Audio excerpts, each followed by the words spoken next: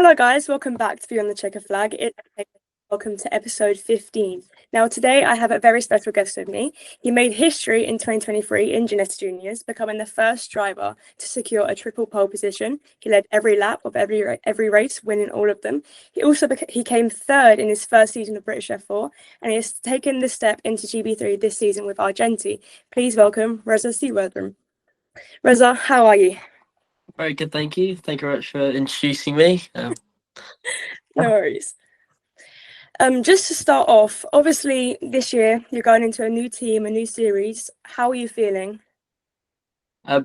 Very excited. I think it's been quite a long wait. The cars are delayed again. They were supposed to be delivered before Christmas, but I'm really excited to get going. My new engineer and new team. I went to meet them the other week, and I think they're feeling just as confident as me. They put a lot of effort into this. The team have built a new factory as well. And I've spent a bit of time with my engineer Francois over in Abu Dhabi with Proa, and yeah, I think we're gonna have a good season.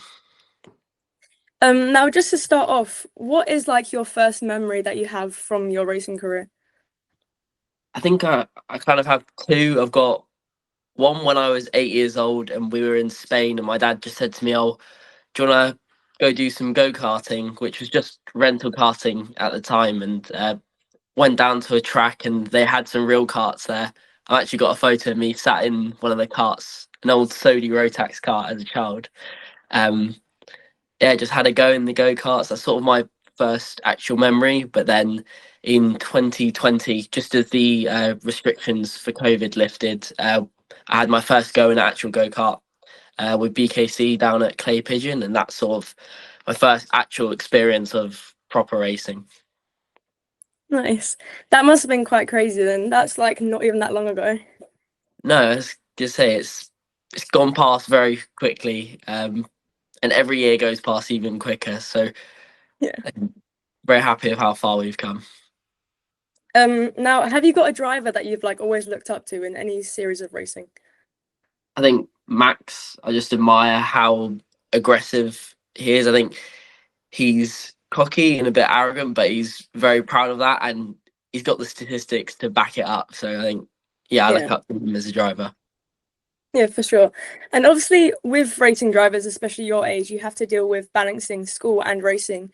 How have you like had to adapt to that, or what have you had to do?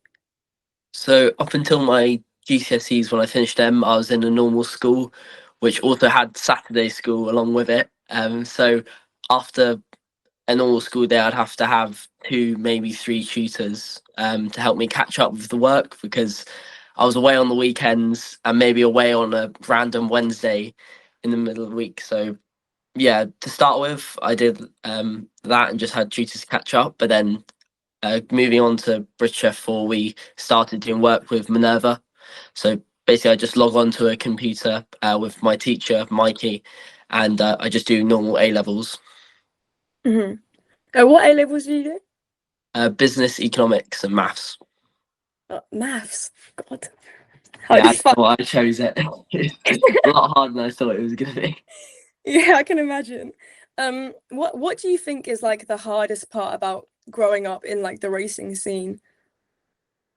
I think the fact that you don't spend as much time at school with your mates, and you've got to make a decision whether you want to go spend time with your friends or whether you want to go racing on the weekend. So it's, although I always wanted to do the racing, it was just like, oh, I feel like I'm missing out on things. But when you look back on it, missing one day out with your mates is nothing in the scale of the things that you've done along the way.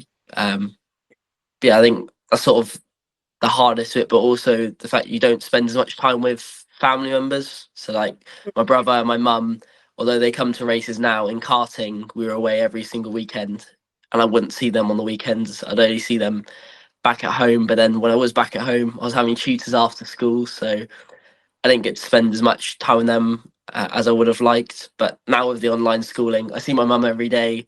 Sometimes I go pick my brother up from school and stuff. So yeah, it's nice to just get to spend more time with everyone that I want to. Yeah, for sure. Have you got a favorite track that you've raced on before? I've got two. So for karting, Forest Edge is my like registered home track. Just love it there.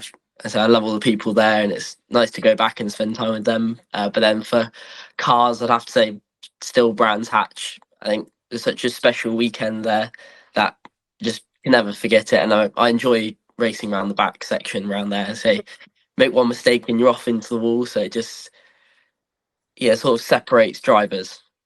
Mm. Have you got one that you think is most challenging that you've raced on before?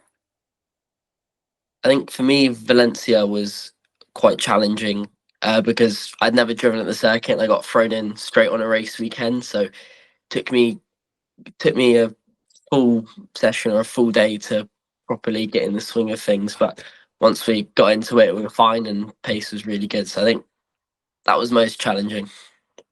Yeah. So obviously last year you was in British F4 with High Tech. Could you describe your season that you had in 3 words?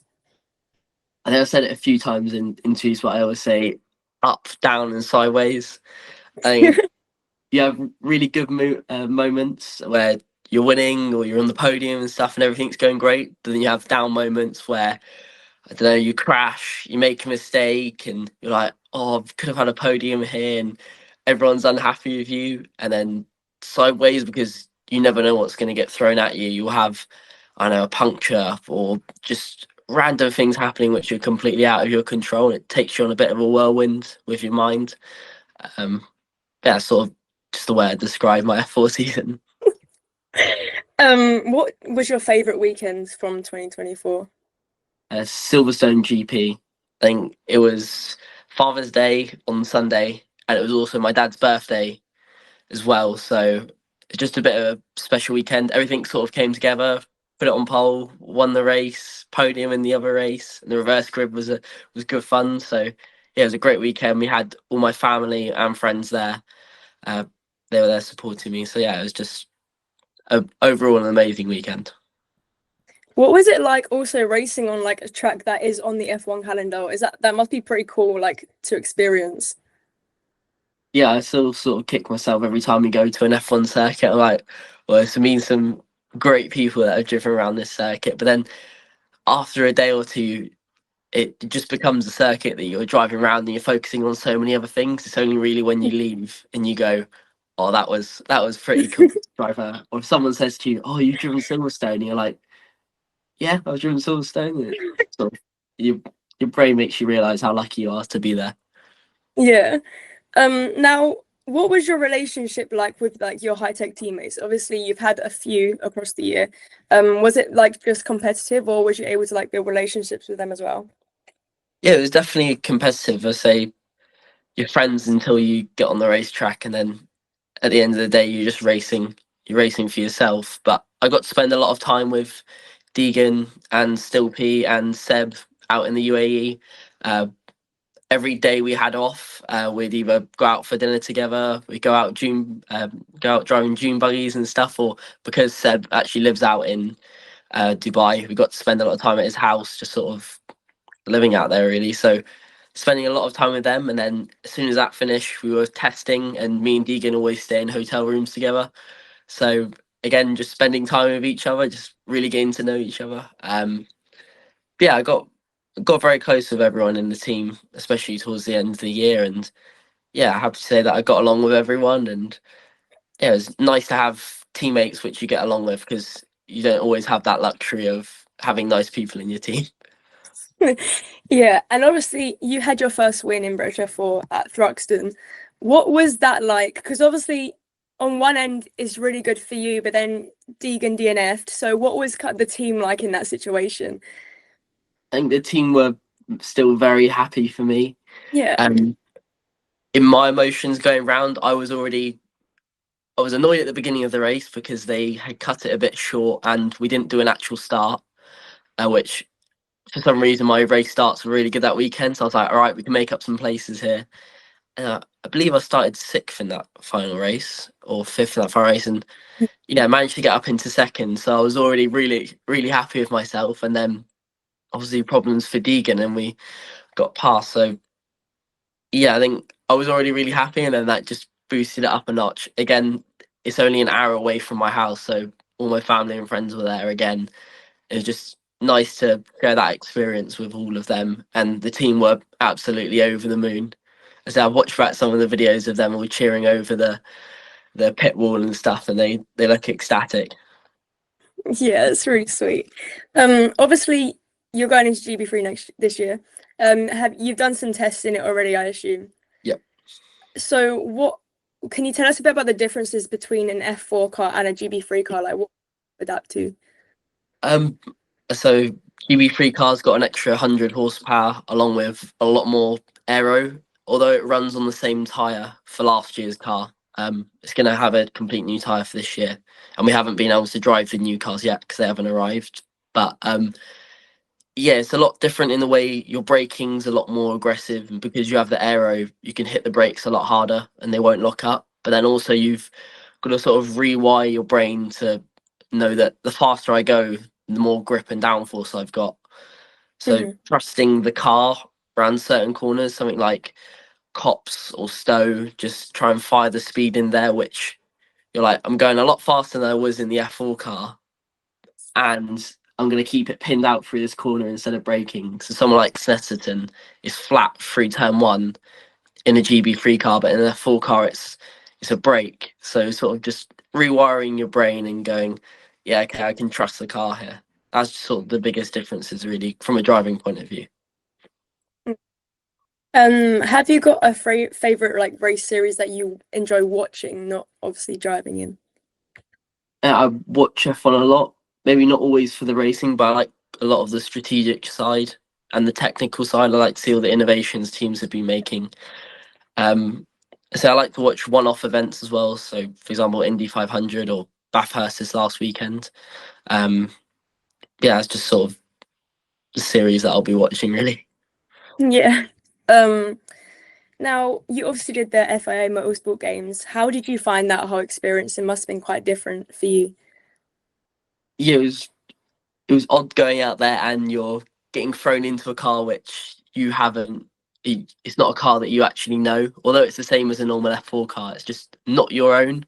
So Mm. also meeting a whole new team out there, new engineers, new mechanics, everything, all for that one weekend. But like the setup and stuff's all regulated, so you're not allowed to change anything on the car, and you're only allowed limited amount of tires for the testing.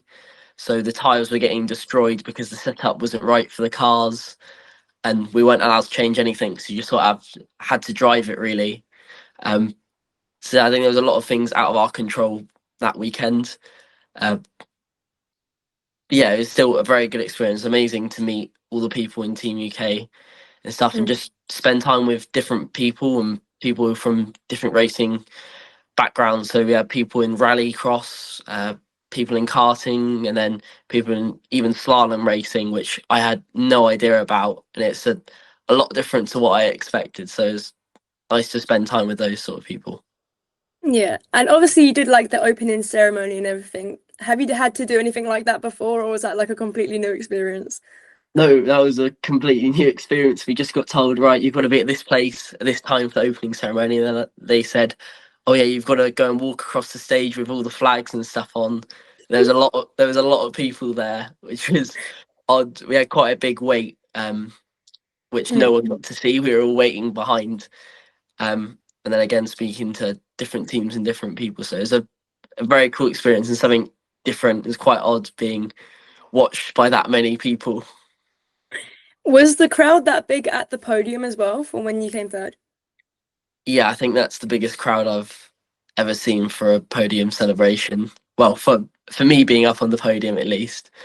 Um, yeah, there were a lot of people there, and a lot of people just in the track. There were like most of the grandstands were full, and they'd set it up really well. So like all the cars faced into the circuit, so anyone walking around, spectators and fans, got to see all the cars. They could go into garages and things like that, which made it cool. So you got to speak with a lot of people and just fans and generally nice people.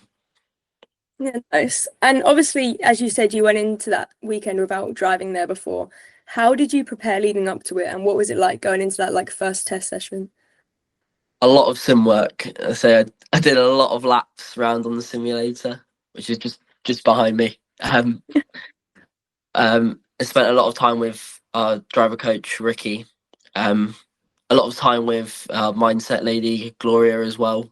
Just getting prepared for anything that got thrown at us. But obviously the sim doesn't always completely translate to the car, and because the setup was a bit weird that everyone had to run, it was a bit different jumping from the simulator into the car. So yeah, it was hard to adapt, but I think we did a good job. Yeah, it was a really good. Actually, that was my first time watching it, so I was very excited.